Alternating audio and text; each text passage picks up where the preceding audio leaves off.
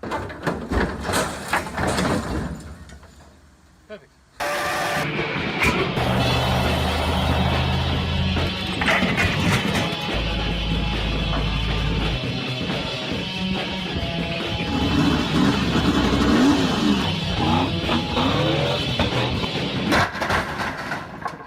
Perfect. Alright, so I didn't take any video to begin with, but I've always had this problem even before I owned the car. I looked after it a couple of years ago, and you had this trouble where when you close the driver's door, it would catch on the weather surround, or the weather edge that goes across the top here, or it's a security edge or whatever, so people can't break in. And I managed to pick myself up another one. So the one on the right hand side is the old one, the one on the left hand side is the new one. So you can see right here, it bends out slightly, and it's really stiff to try and bend back, and I actually kind of, I don't know if you can see it or not, but I kind of damaged the outer face trying to bend it back while it was on the car, because I figured if I couldn't fix it I'd just replace it. And yeah, here's the new one. So it was Ross from Pure Supra Parts saved the day again. Alright, so unfortunately this hasn't fixed my problem. I closed the door and it still gets hung up on the security thing. But anyway, I worked out that if you just push down on the door handle a little bit, when you close it, it clears it. So I'll just do that for the minute. I don't have time to fix it right now. So the next thing is to put the rubber surround back in. When you go to install it, you'll see that there's this channel here. One side's got a big nice entry lip on it, the other side doesn't. So it goes all the way around under there, but it's just easier to see it here. So what I've done when I install them is I start up here in the corner as close as I can, try and feed under this side first for a little bit of it on both edges, and then push on this side. Use a plastic tool so that you don't go tearing stuff, but it can get pretty tight, so you may need to use a nice rounded off flat blade screwdriver. I have one somewhere in my pocket here.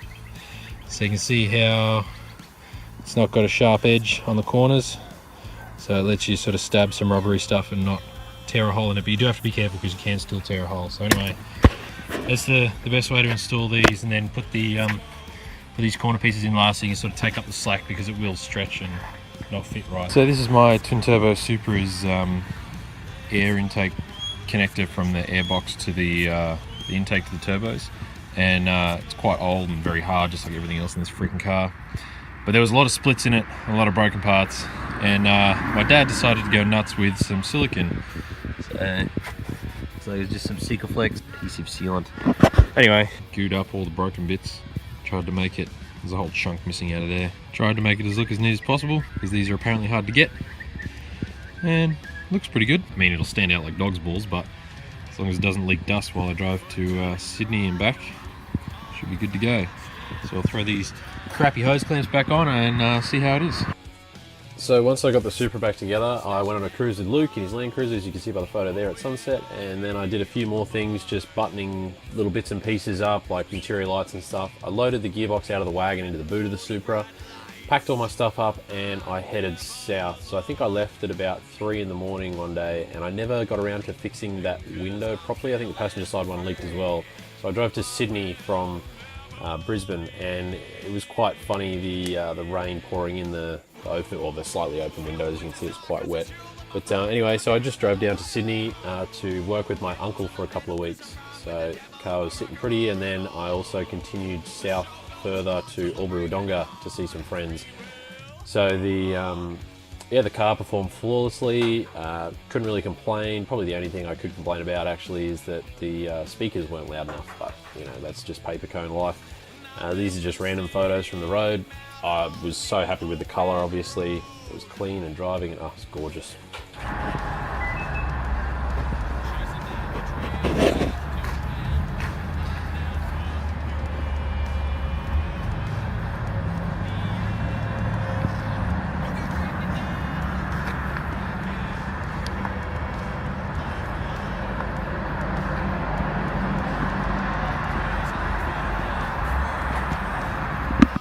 So when I headed off down to Albury, I caught up with some friends that also have Supras. You can see the 3 of them parked up here, and then there's also the Chrysler, which is another friend of ours. So he got the other 2 guys into Supras, and I was already into Supras, and that's what brought us together as friends.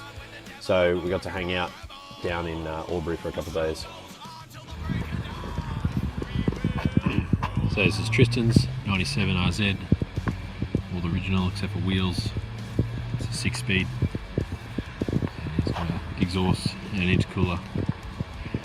Sprinton's, it's a Series 2 SZ aero top, Tiger top. And it's got an Aristo 2J in it and an auto. It's actually got Spinto glass headlights, which are quite rare.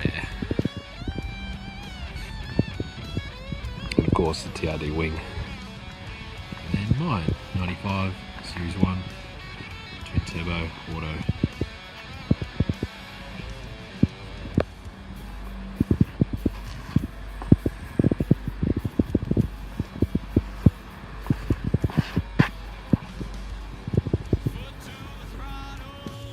So afterwards it was back up north to Sydney, and you can see I picked up a little bit of a puncture, but it wasn't a puncture thankfully.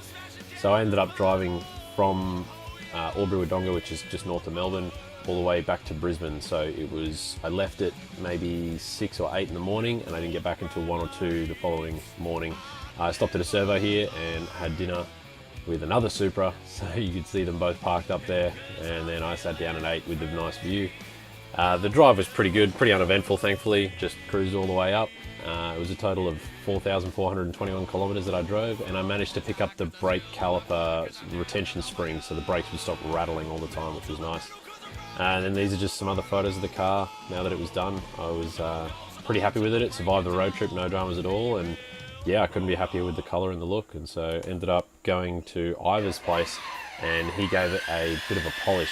So once the paint had cured and been out in the sun for a couple of days and everything, and it got nice and hard, it needed a touch up. So he just went over it and leveled it, I guess you'd say, and then gave it a bit of bling, as he likes to call it, and the car just came out looking absolutely amazing. I couldn't be happier with it. Ivor is an incredible artist, if you will, and you can see here a big smile on his face, polishing away, because he also loves Supras. He has a Supra of his own, so mine was essentially the guinea pig so that we could get the hang of pulling all the panels off and whatnot, because his Supra is much more original, and it was also an originally black car, so he kept it as such. And obviously anyone that knows painting knows just how difficult painting a black car is, so although he had heaps of practice, it was better to practice on the exact car you're going to do. So mine was a nice guinea pig for that. You can see the water just beads off nicely. So good. I just took a few photos of it out in the sun, and that was essentially the car done for the time being. So I would say it was one of the more frustrating builds I've ever done, because everything that failed was just unnecessary. So from the coil packs to the rocker cover gaskets to having to replace the front bumper, they're so expensive. Just everything about a Supra is expensive and difficult to find. But if you persevere, you can end up with a really nice piece. As you can see, I think my car looks quite nice. So really happy with the end result. It's my dream car, and I cannot stop driving it. I absolutely love it. But unfortunately, at the time of me making this video, I've blown the head gasket. So keep an eye out, and that video will come shortly.